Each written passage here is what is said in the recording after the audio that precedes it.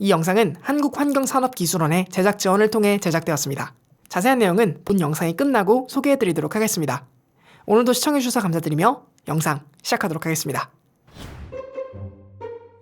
이제는 귀에 못이 박히도록 제 채널에서 들려드린 이야기가 있습니다. 우리는 빛을 이용해서 세상의 정보를 인식한다는 이야기가 바로 그것이죠. 빛의 특성을 다루는 영상에서도, 빛의 본질을 다루는 영상에서도 이에 관한 이야기들을 여러분과 함께 나눠봤었는데요. 오늘은 조금 더 독특하고도 재미있는 이야기를 여러분께 들려드리고자 합니다.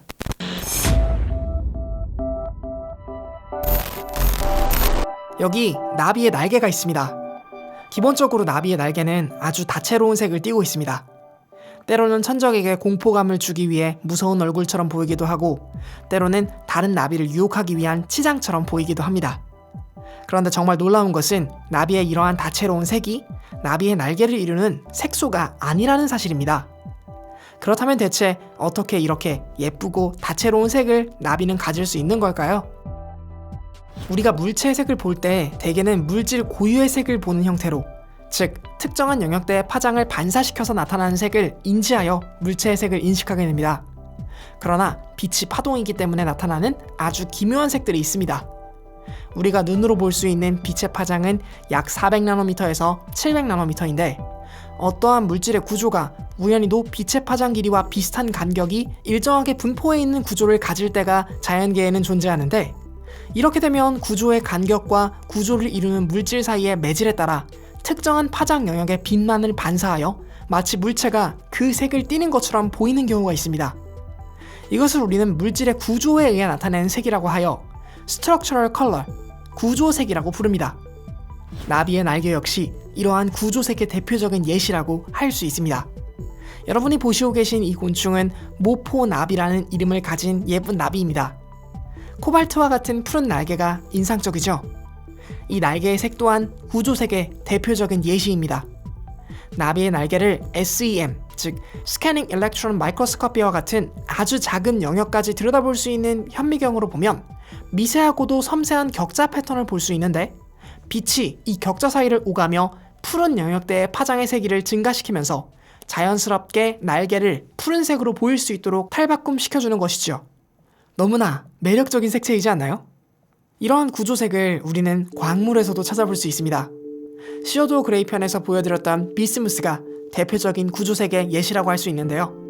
마치 기름막의 무늬와 같이 얼룩덜룩 여러 색이 표현되는 이 비스무스의 표면은 사실 진짜 다양한 색을 가지고 있는 것이 아닌 구조에 의해 발생하는 구조색을 띠고 있는 광물이라는 것을 알 수 있습니다. 사실 물 위에 떠있는 기름이 다양한 색을 띠는 것도, 가끔 국밥 속의 고기 표면에서 이상한 초록색을 볼 수 있는 것도 바로 이 구조색의 대표적인 예시들이죠. 구조색이 과학계에 처음으로 인식되고 연구 대상으로서의 도마에 오르게 된 것은 훅의 법칙으로 잘 알려진 영국의 물리학자 로버트 훅에 의해서, 그리고 같은 시기 빛의 특성과 성질을 연구했던 17세기를 대표하는 과학자 아이작 뉴턴경에 의해서였습니다. 이들은 현미경 등을 통해 물질의 특정한 구조가 물질의 색을 결정하는 하나의 요인이라는 것을 관찰을 통해 알아내게 되었는데, 이에 관한 본질적인 이유를 규명해내는 것은 빛의 파동성을 주장했던 18세기의 물리학자 토머스 영에 의해서였죠. 그러나 본격적인 광결정 구조에 대한 연구는 1987년 엘리 야블로노비치와 사지부 존에 의해 진행되었는데, 이들은 물질이 가지는 구조적 특성 그 자체가 특정 파장의 빛을 완전히 반사 또는 차단시킬 수 있다는 것을 밝혀내게 되었습니다. 이를 통해 물질의 구조와 그로부터 발생되는 구조색에 관한 연구가 활발하게 진행될 수 있는 토대가 마련되었다고 할 수 있습니다. 그런데 이 구조색이 주변 환경에 의해 바뀌는 경우도 우리는 자연계에서 찾아볼 수 있습니다. 여러분이 보시고 계신 이 곤충은 헤라클레스 장수풍뎅이라는 이름의 곤충입니다. 남미에만 서식하는 이 곤충은 놀랍게도 습도에 따라 색깔이 변하는데, 습도가 낮을 때에는 황갈색으로, 반대로 습도가 높을 때에는 검은색으로 변한다는 특징을 가지고 있습니다. 이는 헤라클레스 장수풍뎅이를 이루고 있는 표면 조직들이 특정한 간격으로 배열되었기 때문에 발생하는 앞서 소개드린 구조색의 한 예시입니다. 재미있는 점은 습도에 따라 헤라클레스 장수풍뎅이의 껍질에 구조 안으로 물이 침투하면서 공기 대신 물이 채워지게 된 껍질의 색이 변한다는 것입니다. 그런데 여러분, 혹시 생태 모방이라는 이야기를 들어보신 적이 있으신가요? 자연계에 나타나는 특성을 모방하여 뭔가 기술적인 방법으로 응용해보겠다는 아이디어라는 것은 어감을 통해 알 수 있을 것 같습니다. 지금까지 우리가 살펴본 나비의 날개와 헤라클레스 장수풍뎅이의 표면에서 나타난 구조색이라는 특징, 특히 헤라클레스 장수풍뎅이의 경우에는 고정된 구조색 하나로 끝나는 게 아니라 주변 환경에 의해 굴절률이 변해 구조색도 변한다는 게 참 신기하고 재미있는데, 최근 과학후기는 이것을 응용한 생태 모방 기술을 사례를 접하게 되었습니다. 서강대학교 박정열 교수님과 그 연구팀은 이 구조색이라는 특성을 활용해 VOCs, 즉 우리 인체에 유해한 요소로 작용할 수 있는 유독가스들인 휘발성 유기화합 물질들이 대기 중에 노출되었을 때 이것을 자연스레 흡수하여 구조색을 바꿔 대기질의 상태를 알리는 연구를 진행하고 있다는 이야기를 접할 수 있었고, 이에 관한 이야기를 들을 수 있었습니다.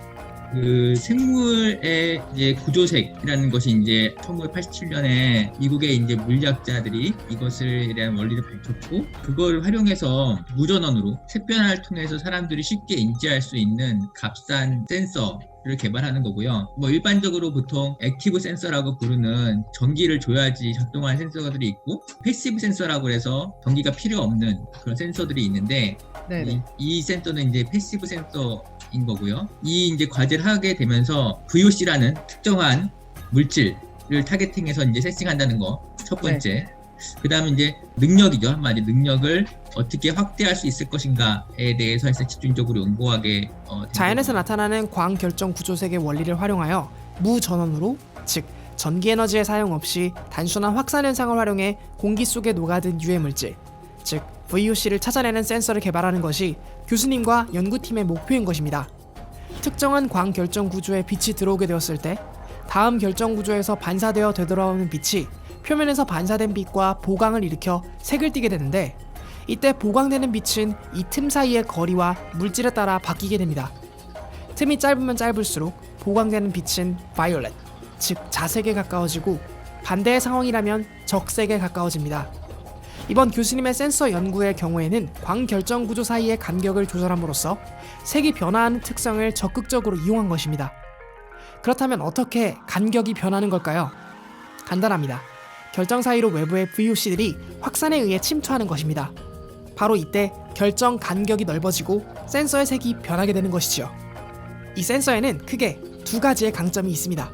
본 연구 같은 경우는 특정 물질들이 외부에 들어오게 되면 구조 간의 간격이 이게 살짝 팽창해서 벌어지게 되고, 그러면 벌어지면 그 벌어진 간격만큼 파장 길이가 변화가 되니까 변화된 파장 길이를 저희가 외부에서 특정 색이라는 시각적인 그 신호로 읽게 되는 거죠. 누구나 봐도 손쉽게 위험하구나 라고 이렇게 알 수 있는 그러한 것이 이제 첫 번째 가장 차별성이고요. 그다음에 두 번째 차별성이라면, 기존에는 이제 화학 물질이 들어오면 화학적 변화를 일으켜가지고 이게 비가역적으로 색깔이 변해요. 일단 변하면 원래대로 돌아오질 않네요. 그렇죠. 저희 시스템의 장점이라면 외부 물질이 들어왔을 때 팽창해서 거리가 변하고 있다가 외부 물질이 사라지게 되면 구조 안에 있던 물질들이 자연스럽게 빠져나가면서 다시 또 색이 원래 색깔로 돌아오게 되거든요. 첫 번째는 누구나 시각적으로 금방 센서를 통해 주변 대기질의 정보를 알 수 있다는 점.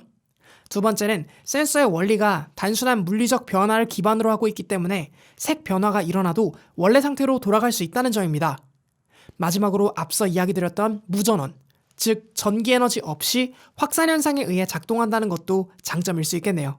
본 과제를 좀 성공시켜서 유해 물질이 주변에 있을 때 조기에 그리고 감지해서 사람들에게 안정성을 확보할 수 있는 센서를 제작하는 것이 첫 번째 목표가 되겠고요. 장기적으로는 이런 광결정 구조에 대한 좀 더 민감하고 여러 가지 물질들을 디텍할 수 있고, VOC 말고도 병원균이라든지 요즘 같은 바이러스 같은 것도 대상이 될 수 있잖아요. 그런 것들도 손쉽게 좀 디텍할 수 있는 연구도 계속적으로 좀 하고 싶습니다. 개념만 들어보면 생소할지 모르는 이 구조색이라는 매력적인 대상은 우리 주변의 자연을 보다 다채롭게 보이도록 하는 것을 넘어 이것을 활용하여 유해가스를 특별한 에너지 공급 없이도 찾아낼 수 있는 센서의 개발에 응용될 수 있다는 것을 교수님과 연구팀 덕분에 알 수 있었습니다. 교수님의 연구가 좀 더 진전되어 이러한 물질들을 쉽게 찾아낼 수 있고, 또한 전력 공급 없이 알아낼 수 있다면 조금 더 발빠르게 그리고 효과적으로 인명피해를 막을 수 있는 아주 고마운 기술이 되지 않을까요? 과학후기였습니다. 감사합니다.